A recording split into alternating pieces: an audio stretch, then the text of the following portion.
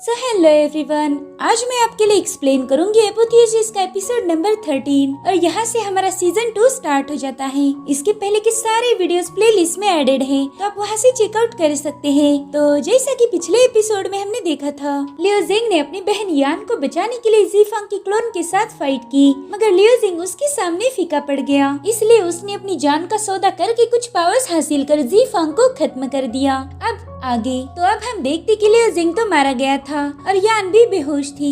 तभी वहाँ पर क्लियर स्काई के हेड पहुँच गए। उन्हें यान बेहोशी की हालत में मिली और लियो जिंग की सोल डिस्ट्रॉय हो चुकी थी। और अब हम लियो जिंग को देखते हैं जिसके सामने फैंग था। लियो जिंग उससे पूछता है कि क्या मैं जिंदा हूँ, तो कहता है कि एक बहुत ही खास बंदे ने इमॉर्टल मेंशन की पावर्स का यूज करके आपको दोबारा से जिंदा किया और शायद इसी वजह से आपको इमॉर्टल मेंशन में आपकी किस्मत लेकर आई थी। अब काफी देर हो रही है, तो जल्दी से जाए और अपनी किस्मत को फुलफिल करे। और तभी लियो जिंग को होश आ जाता है। वो सोच रहा था कि फैंग ने जिस खास बंदे की बात की वो इमॉर्टल मेंशन के फर्स्ट मास्टर होंगे, उन्होंने ही मेरी जान बचाई है। जिसके बाद वो अपना जेड पेंडेंट देखता है। उसे अब यान का प्रेजेंस फील नहीं हो रहा था। तो अब वो एक लंबे अरसे के बाद क्लियर स्काई में पहुंच जाता है। तभी वहाँ पर लियो जिंग का दोस्त सीनियर जैंग आ जाता है। वो कहता है, लियो जिंग जल्दी से डिसिप्लिन हॉल में चलो, जिंग फैमिली ने मू चान को पकड़ लिया है। और अब हम डिसिप्लिन हॉल का सीन देखते हैं जहाँ पर मू चान को मारा जा रहा था और वहाँ के एल्डर इसमें कुछ भी नहीं कर सकते थे क्योंकि वो मजबूर थे।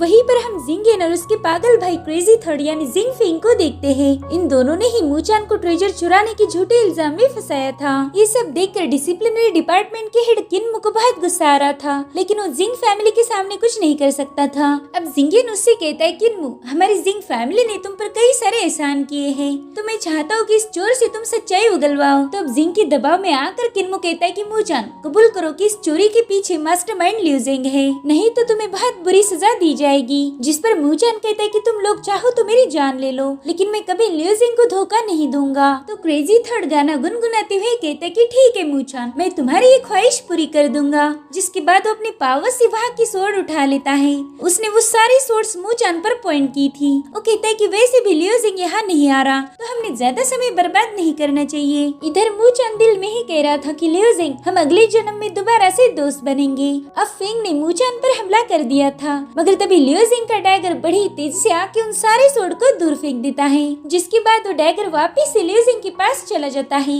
लियो जिंग यहाँ पर तूफानी एंट्री के साथ पहुँच गया था। फेंग कहता है, लियो जिंग फाइनली तुम आ ही गए। जिस पर लियो जिंग कहता है कि तुम्हारे जैसे फालतू लोगों को सबक सिखाने के लिए मुझे तो आना ही था। अब फेंग किन्मो से कहता है, देखो मेन चोर तो यहाँ पर आ चुका है, तो अब तुम किसका इंतजार कर रहे हो। इसलिए किन्मो अपनी पावर्स को एक्टिवेट करते हुए लियो जिंग को जल्दी से सरेंडर करने के लिए बोलता है। जिसके बाद उसने एक फॉर्मेशन बनाकर लियो जिंग और जैंग को उसमें कैद कर दिया था। तो जैंग उसे ब्रेक करने की कोशिश करने लगता है, मगर वो शील्ड बहुत ज्यादा स्ट्रॉन्ग थी। इधर मू चान उस शील्ड से बाहर था, तो जिंगेन उसे जबरदस्त लात मार के शील्ड के पास फेंक देता है। वो कहता है, लियो जिंग तुमने बाइडी सिटी में हमारे भाई को मार के जिंग फैमिली से दुश्मनी मोल ली है, तो अब अपनी तबाही के लिए तैयार हो जाओ। तो लियो जिंग भी ड्रैगन स्केल्स को एक्टिवेट करते हुए कहता है कि तुम्हारा भाई किंग यून डीमंस के साथ मिला हुआ था, तो उसे मार के मैंने कोई गलत काम तो नहीं किया। जिसके बाद लियो जिंग स्कारलेट क्रिस्टल का यूज करके एक ही पंच में उस शील्ड को तोड़ देता है। ये देखकर किन्मो की तो होश ही उड़ गए थे। वो कहता है कि ये बंदा तो हाफ इनेट स्टेज पर है, मगर फिर भी इसने मेरी पावरफुल शील्ड ब्रेक कर दी। अब लियो जिंग सीधे जाकर जिंगेन को चोक करने लगता है। वो कहते हैं, तुम्हारी फैमिली के बिना तुम्हारी कोई औकात नहीं, अगर तुम्हारे एंसेस्टर ना होते तो तुम्हें किसी कीड़े से कम कीमत नहीं मिलती। जिसके बाद लियो जिंग उसे एक चमाट मार देता है। तो जिंगेन कहता है, तुमने मुझे चाटा मारा, इसका मतलब तुमने मेरी जिंग फैमिली को चाटा मारने जैसा है।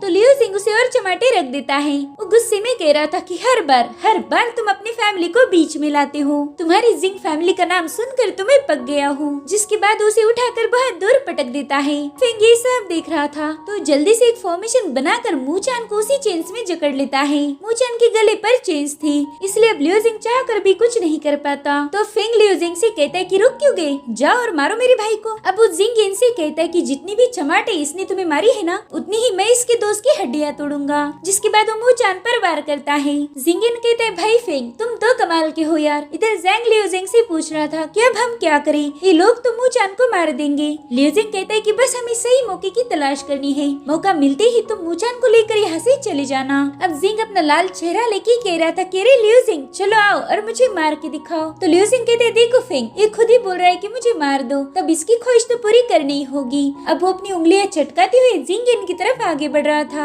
अब जिंगिन लियो जिंग को देखकर डर जाता है तो जल्दी से अपने भाई की तरफ भागने लगता है। वो कह रहा था, फेंग मेरे भाई प्लीज मुझे इस कमीने से बचा लो। तो फेंग कहता है, लियो जिंग अगर तुम मेरे भाई को मारोगे तो मैं भी तुम्हारे भाई को खत्म कर दूंगा। जिसके बाद वो मूचान पर बहुत ही पावरफुल अटैक कर देता है। तब तक लियो जिंग ने जिंगियन पर पंच मार के उसे हवा में उछाल दिया था, जिससे फेंग ने किया हुआ अटैक मूचान पर ना हो के सीधा जिंगियन पर ही हो जाता है। और इस तरह से बेचारी जिंगियन का किस्सा हमेशा के लिए खत्म हो जाता है। और अब लियो जिंग भी मूचान को आजाद कर देता है। इधर किन्मो और फेंग जिंगियन की मौत से थोड़ा शॉक थे। किन्मो सोच रहा था कि जिंगियन एल्डर टियान की आंख का डिसाइपल था और अब वो हॉल ऑफ डिसिप्लिन में मर चुका है, तो मैंने जल्दी से इसकी खबर टियान की आंख को देनी चाहिए, इसलिए किन्मो वहाँ से भाग जाता है। इधर फेंग हंसते हुए कह रहा था कि मैं सच बता रहा हूँ, मैंने इतने फनी वे में किसी को मरते हुए नहीं देखा था। अब वो जोर जोर से हंसते हुए तालियां बजाते हुए कह रहा था कि वाकई ये काफी रोमांचक था। एक लंबे अरसे के बाद मैंने इतना एक्साइटिंग शो देखा है। जिसके बाद वो अपनी लात से जिंग की बॉडी को फायर में डालकर जला देता है।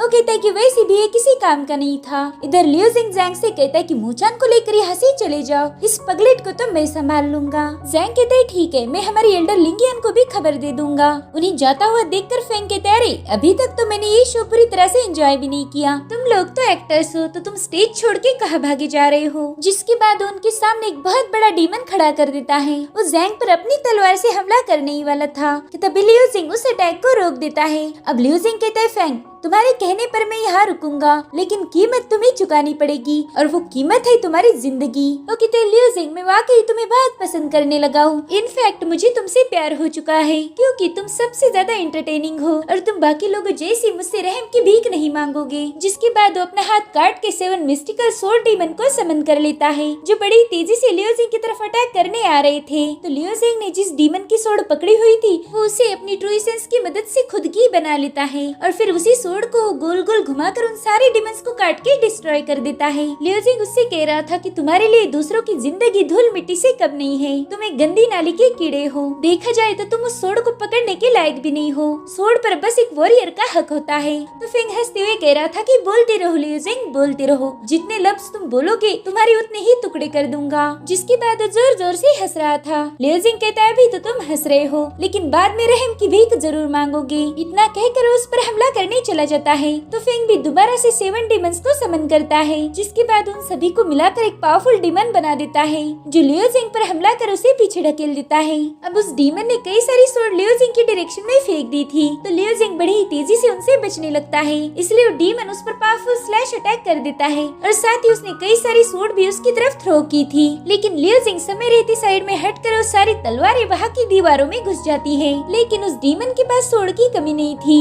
इधर लियो जिंग ने उसकी मेन सोर्ड को पकड़ लिया था और उसी सोर्ड पर बाकी की तलवारें भी घुस जाती है। अब लियो जिंग अपनी पूरी ताकत लगाकर उन्हें दूर फेंक देता है, जिसके बाद उस डीमन पर स्लैश अटैक करके उसके 2 टुकड़े कर देता है। इसलिए फेंग अब खुद ही लियो जिंग के साथ फाइट करना शुरू कर देता है। उन दोनों में तगड़ी फाइट हमें देखने को मिलती है। लियो जिंग कहता है कि जो हमने बहुत समय पहले शुरू किया था उसे खत्म करने का वक्त आ चुका है। तो फेंग कहता है कि तुम एक बैकवर्ड फैमिली के बंदे हो, तुम मेरे सामने अपना मुंह नहीं चलाओ। अब लियो जिंग ने उसे दूर ढकेल दिया था। लियो जिंग को तो आज तक हमने इतने गुस्से में नहीं देखा था। वो कहता है, जिंग फेंग क्या तुम अभी तक नहीं समझे? दरअसल लियो जिंग ने उन सारे डीमन सोर्ड को अपनी ट्रू एसेंस से खुद का बना लिया था। फेंग ये देखकर काफी शॉक था। वो कहता है कि ये मेरी तलवारें आउट ऑफ कंट्रोल क्यों हो रही है। अब वो सारी तलवारें लियो जिंग के पास आ चुकी थी क्योंकि वो उनका नया मास्टर था। वो सारी सोर्ड फेंग पर हमला करने के लिए बेताब थी। अब लियो जिंग उन सभी को गोल गोल घुमाने लगता है। वो फेंग से कहता है कि थोड़ी देर पहले मैंने तुम्हें बोला था कि तुम तलवार के लायक नहीं हो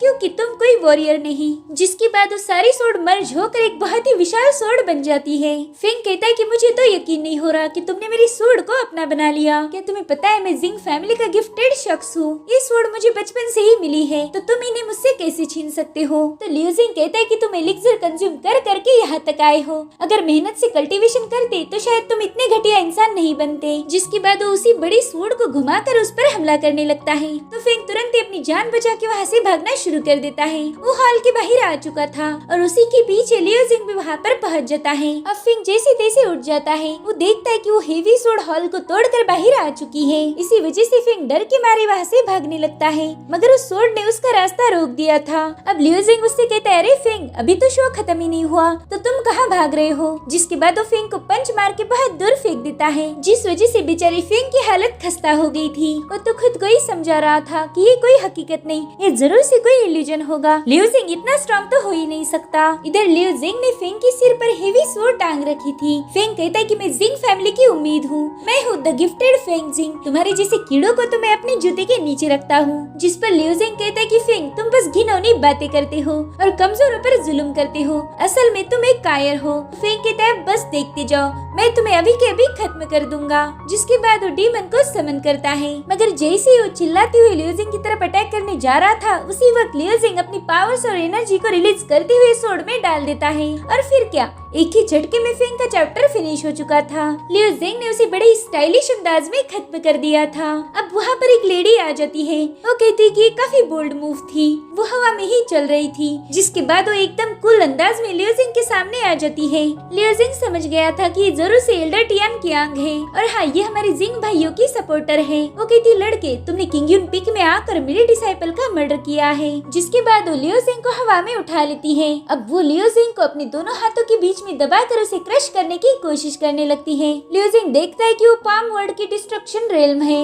अब लियो जिंग उससे बाहर निकलने की पूरी कोशिश करने लगता है। उस जगह पर एनर्जी का काफी दबाव था, इसलिए लियो जिंग अपनी सितारों की पावर्स का यूज करता है, जिससे वहाँ पर एक बहुत बड़ा धमाका हो गया था। और फाइनली लियो जिंग उसके हाथ से बाहर आ जाता है। इसलिए टियान की आंग अब अपनी ढेर सारी पावर्स का यूज करके एक और पाम अटैक क्रिएट करती है, जो लियो जिंग को क्रश करने के लिए आगे बढ़ रहा था। मगर तभी एक फ्लावर पिन आकर उस पाम को एक ही सेकंड के अंदर ब्लास्ट कर देती है। वेल, ये काम लियो जिंग के मास्टर लिंगियान का था। वो कहती है कि तुम एक एल्डर हो, तो एक बच्चे को हर्ट करने की तुम्हारी हिम्मत कैसे हुई? तुमने तो इस बच्चे पर हेवनली लाइटनिंग का यूज किया है। जिस पर वो लेडी कहती है कि तुम्हारे इस बच्चे ने मेरे 2 डिसाइपल को मार दिया, और वो जिंग फैमिली के मेंबर्स थे। इस लड़के को बचाकर तुम भी जिंग फैमिली की दुश्मन बन जाओगी। तभी लियो जिंग उसे बताने लगता है कि उन दोनों भाइयों ने मुझ पर चोरी का इल्जाम लगाया, मेरे दोस्त को बहुत पीटा और मुझे भी जान से मारने की कोशिश की, इसलिए मैंने भी फाइट बैक की है। खुद को बचाना कब से गुनाह हो गया? तो वो कहती, मुझे ये सब नहीं पता, तुमने 2 लोगों को मारा है। अब लिंगियन उस लेडी का रियल नेम लेती है, उसका नाम स्काई था। वो कहती है कि तुम्हें सही और गलत के दरमियान का डिफरेंस नहीं दिख रहा, शायद तुम्हारी आंखें काफी कमजोर हो चुकी है। जिस पर स्काई कहती है, क्या तुम मुझे बुड्ढी बोलना चाहती हो? अगर ऐसी बात है तो तुमने मुझे जरा गौर से देखना चाहिए, मैं तुमसे 1000 गुना ज्यादा खूबसूरत हूँ। जिस पर लिंगियन कहती कि फालतू की बातें छोड़ दो, यहाँ पर जो कुछ भी हुआ वो पूरा मैटर समझने के पहले ही तुमने लियो जिंग को मारने की कोशिश की है। तो स्काई कहती, लिंगियन, शायद तुम्हारी उम्र के साथ साथ तुम्हारी अकल भी घुटने में आ चुकी है। ये किंग यून पिक है, तुम्हारा ड्रिजल पिक नहीं, जहाँ तुम अपनी मनमानी चलाओ। जिसके बाद वो अपनी खतरनाक ऑरा को रिलीज करते हुए लियो जिंग की तरफ आगे बढ़ती है। वो कह रही थी कि आज मैं तुम्हारे डिसाइपल का काम तमाम कर दूंगी, मगर तभी लिंगियन अपने इंस्ट्रूमेंट यानी ग्यूकिन की मदद से उसके अटैक को डिस्ट्रॉय कर देती है। अब वो लियो जिंग से कहती कि तुम पीछे हो जाओ, तो लियो जिंग जल्दी से थोड़ी दूरी पर जाके रुक जाता है। इधर स्काई बोल रही थी कि मैं क्लैन की टॉप 10 एल्डर में से एक हूँ और तुम हो एक पागल मास्टर, भला मेरे सामने जबान चलाने की तुम्हारी हिम्मत कैसे हुई? अब उसने अपनी पावरफुल ऑरा को रिलीज करके लिंगियन पर अटैक कर दिया था। तो लिंगियन भी उसके अटैक को रोकते हुए कहती कि तुम्हें दूसरों की इज्जत करना नहीं आता, देखा जाए तो तुम क्लैन की एल्डर होने के लायक भी नहीं हो। जिसके बाद वो अपनी ग्यूकिन को प्ले करके उसके अटैक को डिस्ट्रॉय कर देती है। अब लिंगियन भी अपनी सोर्ड बाहर निकाल कर उस पर पॉइंट कर देती है, लेकिन तभी स्काई तुरंत ही साइड में हट के लिंगियन के साथ फाइट करना शुरू कर देती है। स्काई कहती है कि तुम्हें अपने चेहरे पर बहुत घमंड है, तो आज मैं इसे खराब कर दूंगी। मगर उसके अटैक करने से पहले लिंगियन वहाँ से गायब हो जाती है। वो हॉल के ऊपर खड़ी थी। वो कहती, स्काई, शायद तुम्हें अब क्लैन के एल्डर बनने में कोई दिलचस्पी नहीं रही। तो कहती कि कमी नहीं, तुझे डिसाइड करने का हक किसने दिया है? जिसके बाद वो लिंगियन पर पाम अटैक कर देती है, मगर लिंगियन ने उसके सारे अटैक्स को डिस्ट्रॉय कर दिया था, जिससे वहाँ पर ढेर सारे ब्लास्ट होने लगते हैं। अब स्काई लिंगियन के एकदम पास आ चुकी थी, मगर लिंगियन ने उसके अटैक को रोक दिया। वो कहती, अगर तुम्हें अभी भी फाइट करनी है तो करो, मैं तुमसे नहीं डरती। लेकिन सेक्ट मास्टर यहाँ आए और उन्होंने अगर तुमसे सवाल पूछे तो तुम्हारी एल्डर की पोजीशन खतरे में पड़ जाएगी। इतना कहकर वो स्काई को पीछे ढकेल देती है। तो स्काई कहती है, राजकुमारी साहिबा, अगर मैंने इस बंदे को छोड़ भी दिया तो भी जिंग फैमिली इसे नहीं छोड़ेगी। तो लिंगियन कहती है कि तुम इसकी फिक्र ना ही करो तो बेहतर होगा। अब वो लियो जिंग को लेकर वहाँ से चली जाती है। अब इन लोगों के वहाँ से जाने के बाद किन्मो वहाँ पर पहुँच जाता है। वो कहता है, अरे ये लोग तो चले गए, एल्डर अब हमने क्या करना चाहिए? तो स्काई गुस्से में आकर उस पर ही अटैक कर देती है। इधर लिंगियान और लियोजिंग ड्रिजल पीक में पहुंच गए थे। लियोजिंग उससे पूछता है कि मूचान अब कैसा है, तो बताती है कि मूचान खतरे से बाहर है, मगर स्काई हमेशा ही पावरफुल लोगों के साथ रहती है। तुमने उसके डिसाइपल को मारा है तो जरूर से कोई घिनौनी चाल चलेगी। जिस पर लियोजिंग कहते हैं, मास्टर फिर तुम्हें और ज्यादा केयरफुल रहूंगा। अब वो लिंगियान से यान के बारे में पूछता है कि वो कहाँ पर है, तो लिंगियान कहती कि हमारे सेक्ट मास्टर ने उसे एक सीक्रेट जगह पर रखा है। अगर तुम यान से मिलना चाहते हो तो तुम्हें पिक कंपटीशन में टॉप 3 रैंकिंग हासिल करनी होगी, उसके बाद ही सेक्ट मास्टर तुम्हें यान से मिलने देंगे। तो लियोजिंग उसे रिक्वेस्ट करता है कि प्लीज मुझे इस कंपटीशन में पार्टिसिपेट करने का मौका दीजिए। जिस पर लिंगियान कहती कि तुम ऑलरेडी इनेट की हाफ स्टेज पर हो, यानी कि तुम इंटरनल डिसाइपल बनने के लिए एलिजिबल हो। कल हमारा ड्रिजल पिक 2 डिसाइपल्स को सिलेक्ट करेगा। जो 2 लोग ज्यादा पॉइंट्स अर्न करेंगे उन्हें कम्पीट करने भेजा जाएगा, तो बस उसके लिए तुम रेडी रहना। अब हमें क्लियर स्काई के मिस्टी माउंटेन्स दिखाए जाते हैं, जहाँ पर ढेर सारे ब्लास्ट हो रहे थे, क्योंकि वहाँ पर लियोजिंग खुद को कंपटीशन के लिए तैयार कर रहा था। उसने अपनी पावर से उस जगह पर आग लगा दी थी और अब उसका लुक भी चेंज हो जाता है, क्योंकि अब वो एक इंटरनल डिसाइपल बन गया था। उसे अपना ये नया लुक काफी पसंद भी आता है। वो कहता है कि मैंने अब जल्दी से ड्रिजल पिक में होने वाले सिलेक्शन के लिए प्रिपेयर करना चाहिए। अब वहाँ की सारी फायर बुझा देता है। वो कहता है कि मुझे इमॉर्टल मेंशन से सितारों का चार्ट मिला था, उसी को यूज करके मैंने सितारों की पावर्स को मास्टर कर लिया और उसी पावर का यूज करके मैं एल्डर स्काई की विनाशकारी पाम अटैक से बच निकला था। अगर मैंने उस चार्ट को गहराई से समझ लिया तो मुझे गैलेक्सी में मौजूद बेशुमार पावर्स का भी नॉलेज मिल सकता है, जिसके बाद वो कल्टीवेशन करना स्टार्ट कर देता है। उसे पता था कि वो जितनी भी प्रैक्टिस करेगा उसके कंपटीशन में सिलेक्ट होने के चांसेस और ज्यादा बढ़ जाएंगे। अब वो कहता है कि सन और मून भी स्टार्स है, तो मैं दूसरे स्टार्स की बजाय अगर इन्हें विजुलाइज करके इनके पावर्स को यूज कर पाऊँ तो सही रहेगा। इसलिए उस सन को विजुलाइज करने लगता है, मगर वो बहुत तेज था, जिस वजह से लियोजिंग उसकी पावर्स को कंट्रोल नहीं कर पा रहा था, तो मून की तरफ चला जाता है। लेकिन मून की पावर अनप्रेडिक्टेबल थी, तो उसे इतनी जल्दी समझ पाना काफी मुश्किल था। वही दूसरी तरफ हम टियान याओ पेई को देखते हैं, जो मून को भी शराब पीने के लिए बुला रहा था, और तभी वहाँ पर शेनफेंग आ जाते हैं। वो कहते कि जल्दी ही पिक कंपटीशन होने वाला है, तो मुझे मेरे माइंड और सोर्ड को अच्छे से यूज करने के लिए प्रैक्टिस करनी है, और पूरे सेक्ट में तुम ही एक ऐसे बंदे हो जिसके साथ मैं प्रैक्टिस कर सकता हूँ, तो प्लीज मुझे एनलाइटन करो। जिस पर टियान याओ कहता है कि यानी कि तुम मानते हो कि मेरे से अच्छा अपोनेंट तुम्हें नहीं मिलेगा। जिसके बाद वो जोर जोर से हंसने लगता है और फिर अपनी शराब की वेसल दूर फेंक कर सिर्फ हवा में ही वो सारी शराब पी लेता है। अब टियान याओ एक लीफ को पकड़कर हवा में उछाल देता है, और जैसे ही वो लीफ जमीन को टच होता है वहाँ के सारे पत्थर हवा में फ्लोट करने लगते हैं, और फिर टियान याओ सीधा शेनफेंग पर कूद जाता है। जिसके बाद उन दोनों में हमें प्रैक्टिस फाइट देखने को मिलती है। टियान याओ कह रहा था कि यहाँ पर अच्छा खासा गार्डन है, इसे क्यों बर्बाद करना, चलो किसी और जगह मुकाबला करेंगे। तो ये लोग भी मिस्ट्री माउंटेन में पहुँच जाते हैं। अब टियान याओ हवा में ही अपनी पाव रख रहा था और उसके पैर के नीचे कमल के फूल खिल रहे थे। वो शेनफेंग से कहता है कि तुम्हें अपनी तलवार आज बाहर निकालनी होगी, तभी तुम मेरा मुकाबला कर पाओगे। तब तक उसने एक फॉर्मेशन भी बना लिया था। अब वो बहुत बड़ा स्पीयर बनाकर शेनफेंग पर हिट करता है। इधर शेनफेंग ने भी एक फॉर्मेशन बना दिया था, जिसकी मदद से वो स्पीयर को रोक रहे थे, और थोड़ी देर बाद वो स्पीयर भी डिस्ट्रॉय हो जाता है। टियान याओ कहता है कि जूनियर बस यही था तुम्हारे पास। तो अब शेनफेंग भी अपनी पावर्स का यूज करते हुए कई सारी सोर्स बना लेते हैं। वो कहते कि सीनियर टियान याओ, अपने अपोनेंट को कमजोर समझना सबसे बड़ी गलती होती है। तो टियान याओ कहता है अच्छा जी, मुझे तो पता ही नहीं था। जिसके बाद वो गोल्डन बेल स्ट्राइक का यूज करते हुए अपनी सोल फॉर्म को समन करता है। साथ ही शेनफेंग ने भी बहुत विशाल सोर्ड क्रिएट की थी, जो सीधे जाकर उस बेल को डिस्ट्रॉय कर देती है। टियान याओ ये देखकर हैरान था। वो कहता है वाव, इसने तो मेरी रिफाइनिंग हार्ट स्टेज को ब्रेक कर दिया। इधर लियोजिंग सितारों की पावर्स को स्टडी कर रहा था, तभी उस पर कई सारी सोर्ड आकर गिरने लगती है। दरअसल ये सोर्ड शेनफेंग की थी। तो लियोजिंग जल्दी से सितारों की पावर का यूज करके सारी सोर्ड को डिस्ट्रॉय कर देता है। शेनफेंग को पता नहीं था कि ये काम किसका है, और तभी पेई भी उन पर हमला कर देता है, मगर लियोजिंग ने उसके भी अटैक को काउंटर कर दिया था, जिससे वहाँ पर बहुत बड़ा धमाका हो जाता है। अब शेनफेंग लियोजिंग के पास आ जाते हैं, और तभी वहाँ पर टियान याओ भी पहुँच गया था। वो अपनी बेल को वैनिश करके कहता है कि अभी अभी जो सितारों की पावर्स क्रिएट हुई थी, क्या वो तुमने की थी बच्चे? तो लियोजिंग कहता है हाँ, और वो शेनफेंग से पूछता है कि सीनियर ये जनाब कौन है? तो शेनफेंग बताते हैं कि ये मेरे सीनियर टियान याओ पेई है, और ये हमारे क्लियर स्काई के टॉप लिस्ट के डिसाइपल है। दरअसल हम लोग यहाँ पर प्रैक्टिस कर रहे थे, और हमें बिल्कुल आइडिया नहीं था कि तुम भी यहीं पर कल्टीवेट करोगे। तो अब लियोजिंग टियानिया को ग्रीट करके अपना नाम बताता है और कहता है कि मैं ड्रिजल पिक का डिसाइपल हूँ। मुझे आपसे मिलकर बहुत खुशी हुई और मैं माजरत चाहता हूँ कि मेरी वजह से आप दोनों को डिस्टर्ब हुआ। तो टियानिया कहता है कोई बात नहीं बच्चे। जिसके बाद वो शेनफेंग से कहता है कि चलो आज के लिए इतनी प्रैक्टिस काफी रहेंगी, क्योंकि तुमने अभी तक तुम्हारी मेन सोर्ड से मुझ पर हमला नहीं किया। आखिर तुम अपनी सोर्ड को म्यान से बाहर क्यों नहीं निकालते? तो शेनफेंग कहते हैं सीनियर, अगर मैंने मेरी सोर्ड बाहर निकाली तो आपकी जगह मेरी हो जाएगी। मैं क्लियर स्काई के टॉप लिस्ट में पहुंच जाऊंगा। तो टियानिया हंसते हुए कहता है कि गरजने वाले बादल बरसते नहीं। अब वो दोबारा से अपनी वाइन के मजे ले रहा था। वो कहते हैं शेनफेंग तुमने ख्याली पुलाव नहीं पकाना चाहिए। जिसके बाद वो हंसी चला जाता है।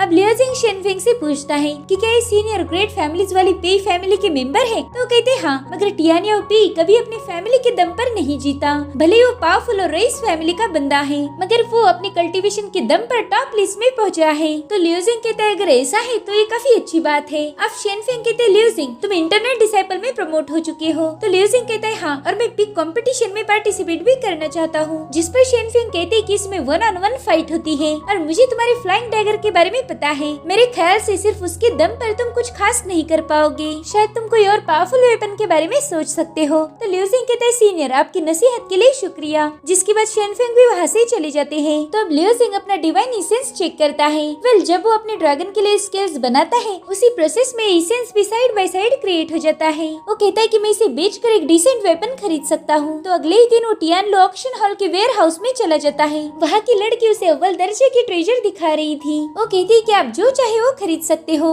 ये लड़की कोई और नहीं बल्कि मिस लू थी, जो ऑक्शन हॉल में एज ऑक्शनियर काम करती थी। तब लियोजिंग की नजर एक हेवी सोर्ड पर पड़ती है, इसलिए मिस लू उसे बताने लगती है कि शेडाउजी ने बनाई हुई यह आखिरी तलवार है। इसे ब्लैंक सोर्ड भी कहा जाता है। ये इमॉर्टल वेपन बनने की प्रोसेस में थी, मगर बदकिस्मती से इसकी फाइनल कंसोलिडेशन की प्रोसेस इनकम्प्लीट रह गई। तभी लियोजिंग सोचता है कि वेपन रिफाइनिंग मैनुअल में इस कंसोलिडेशन प्रोसेस के बारे में लिखा है। इस प्रोसेस में हम ब्लैंक सोर्ड को डिवाइन एसेंस के साथ मिला सकते हैं और वो सोर्ड धीरे धीरे सारा डिवाइन एसेंस एब्जॉर्ब कर लेती है। तो लियोजिंग जल्दी से उस सोर्ड को उठा लेता है। वो कहता है कि मिस लू इसे तो मैं खरीदना चाहता हूँ और हाँ मेरे पास पैसे नहीं है, तो उसके बदले मैं आपको डिवाइन एसेंस बेचना चाहूंगा। आप इसे सेल करके जो भी इस सोर्ड की कीमत है उसे कट कर लेना। मिस लू कहती है कि डिवाइन एसेंस का यूज वेपन रिफाइनिंग में किया जाता है और ये बहुत ही ज्यादा रेयर भी है। अब उसके एकदम करीब जाकर कहती है कि अगर तुमने इसे ज्यादा क्वांटिटी में बेचा तो लोगों का ध्यान तुम पर जाएगा। वो लोग तुम्हें परेशान भी कर सकते हैं, जैसा कि क्रेजी थर्ड ने पिछली बार किया था। मगर तुम्हारे लिए मैं कोई ना कोई रास्ता जरूर निकाल लूंगी। बेचारा लियोजिंग उससे थोड़ा सा दूर जा रहा था और मिस लू उसके साथ फ्लर्ट करने में लगी हुई थी। लियोजिंग घबराते हुए इससे कह रहा था कि मैं आपको फाइनल प्राइस का 1% दे दूंगा, लेकिन वो तो फ्लर्ट करने से नहीं रुकती। वो कहते चलो मैं 10% देता हूँ। इधर मिस लू तो बस उसे टच करती जा रही थी। तो लियोजिंग कहता है अच्छा मैं 20 देता हूँ, चलो 30% देता हूँ। तो वो उसके चिन पर हाथ लगा के कहती कि लियोजिंग मुझे तो 40% चाहिए। अब उसे किस करने के लिए आगे बढ़ती है तो बेचारा लियोजिंग जैसे तैसे खुद की इज्जत बचाती है उससे दूर हट जाता है। वो कहती है लियोजिंग मुझे तुम्हारे जैसे शरीफ मर्द बहुत पसंद आते हैं, तो क्या तुम मेरे साथ चाय पीने चलोगे? अब वो दोबारा से उसे पकड़ने की कोशिश करती है, मगर लियोजिंग पीछे हटते हुए कहता है मिस मेरा तो चाय पीने का कोई मूड नहीं, फिलहाल तो मैंने यहाँ से जाना ही सही रहेगा। जिसके बाद वो वहाँ से तुरंत ही कल्टी मार देता है। मिस लू हंसते हुए कहती कि ये बंदा बहुत क्यूट है। अब हमें क्वेंचिंग पिक का सीन दिखाया जाता है। यहाँ पर वेपन्स को फोर्ज किया जाता था, वहाँ पर लियोजिंग अपनी सोर्ड को फोर्ज करने आ जाता है। तब एक लड़का उससे कहता है कि मैं वेपन बनाने में माहिर हूँ, मैं तुम्हें सस्ती कीमत में ये सोर्ड बना के दूंगा। तो लियोजिंग कहता है ये काम मैं खुद कर लूंगा, बस मुझे यहाँ पर फर्नेस रूम चाहिए। जिस पर वो बंदा कहता है कि तुम ड्रिजल पिक के डिसाइपल हो और तुम्हें बिल्कुल भी अंदाजा नहीं होगा कि सोर्ड को कैसे फोर्ज किया जाता है।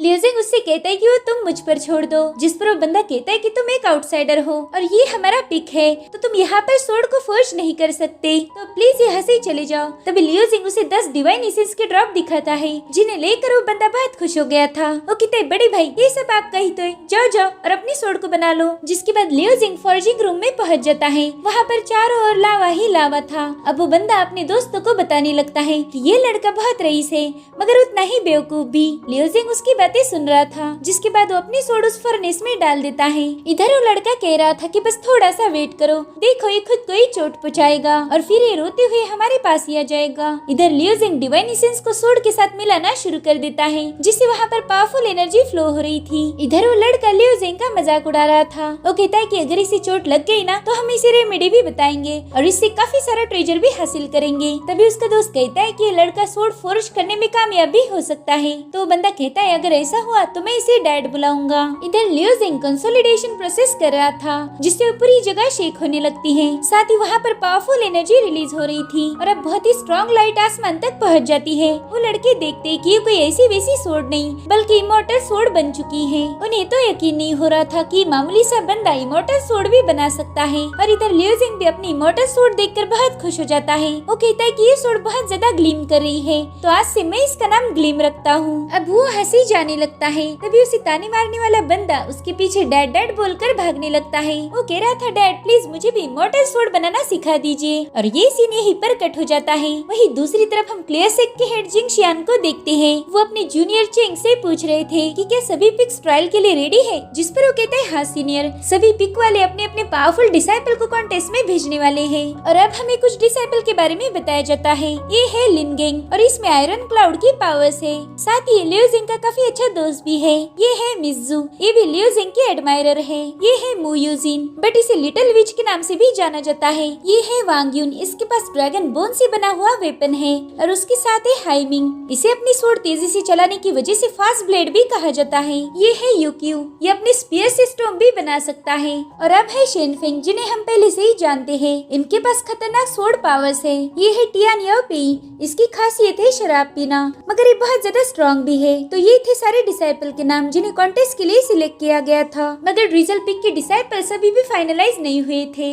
उनमें से बस लिन गेंग फाइनलाइज हुआ क्योंकि उसने 28 पॉइंट हासिल किए थे। और अब ट्रायल देने की बारी लियो जेंग की थी। उसने अपने अपोनेंट की तगड़ी धुलाई कर दी थी जिसके बाद वो अपनी स्वॉर्ड तेजी से घुमाते हुए सभी को काट देता है। और इस तरह से उसने भी ये ट्रायल पास की। उसने तो टोटल 55 पॉइंट्स हासिल किए थे जो लिन के ऑलमोस्ट डबल थे। लिन भी उसके अचीवमेंट से काफी खुश था। लिंगियन कहती कि लिन और लियो जेंग तुम दोनों भी कॉन्टेस्ट में हमारे ड्रिजल पिक को रिप्रेजेंट करोगे। इधर हम स्काई टियान की अंक को देखते हैं जो किन्मो पर बहुत भड़क गई थी। वो कहती तुम्हारे सामने बस मामूली इनेट स्टेज वाले बंदे ने जिंग फैमिली के 2 लोगों को मार दिया। किन्मो से काफी डरा हुआ था। वो कहता ये डर मुझे नहीं पता था कि वो लड़का इतना ज्यादा पावरफुल होगा। तो अपने पाव से ही उसका मुंह ऊपर उठाती है और कहती कि उसे खत्म करना ही होगा। जिस पर किन्मो कहता है कि लियो जेंग को तो लिंगियन का सपोर्ट है, अगर हमारे सेक्ट हेड को पता चला तो बहुत बड़ी गड़बड़ी हो जाएगी। तो उसे एक लात मार के नीचे गिरा देती है। वो कहती कि अगर उस बुड्ढे को पता भी चला तो क्या होगा, वो ज्यादा से ज्यादा क्या कर सकता है, वो हमें सेक्ट से बाहर निकाल देगा। वैसे भी यहाँ कौन सी हमें करोड़ों में सैलरी मिल रही है। क्लियर स्काई की पेमेंट में तो मेरी हमेशा जवान रहने वाली पिल भी खरीदी नहीं जा सकती। इतना कम तो ये लोग पे करते हैं। देखो फैंशियन का थर्ड प्रिंस जिंग फैमिली और मिलिट्री का सपोर्ट चाहता है ताकि वो लिंगियन की पोजीशन छीन कर खुद यहाँ का राजा बने। अगर हमने लियो जेंग को मारा तो वैसे भी जिंग फैमिली हमारी तरफ हो जाएगी और वो थर्ड प्रिंस को सपोर्ट करेंगे। जिस पर किन्मो कहता है कि इसका मतलब हमें लिंगियन का सारा सपोर्ट निकाल कर फैंशियन के एम्परर को देना है। वो कहती बिल्कुल सही जवाब, अगर हम यहाँ की राजगद्दी दिलाने में उसकी मदद करेंगे तो फिर हमें इस घटिया क्लियर स्काई की क्या जरूरत, हम तो एम्परर के खास हो जाएंगे। तो किन्मो तुरंत ही उसे चाय सर्व करते हुए कहता है कि पिक कंपटीशन में लियो जेंग ड्रिजल पिक को रिप्रेजेंट करेगा। अगर हमें कोई अच्छा डिसाइपल मिल जाए तो एक्सीडेंटली लियो जेंग को अरीना में मार देगा। लोगों को लगेगा कि ये गलती से मरा होगा मगर बस हमें पता होगा कि सच्चाई क्या है। तो कहती बहुत अच्छे किन्मो, मैं चाहती हूँ कि ड्रिजल पिक कॉन्टेस्ट के पहले दिन हार जाए और लियो जेंग को बहुत दर्दनाक मौत मिले। और इसी के साथ ये एपिसोड यहीं पर खत्म हो जाता है। गाइज अगर आपको ये एपिसोड जरा सा भी अच्छा लगा हो तो प्लीज एक लाइक और कमेंट जरूर कर देना। Thank you for watching, bye bye, take care.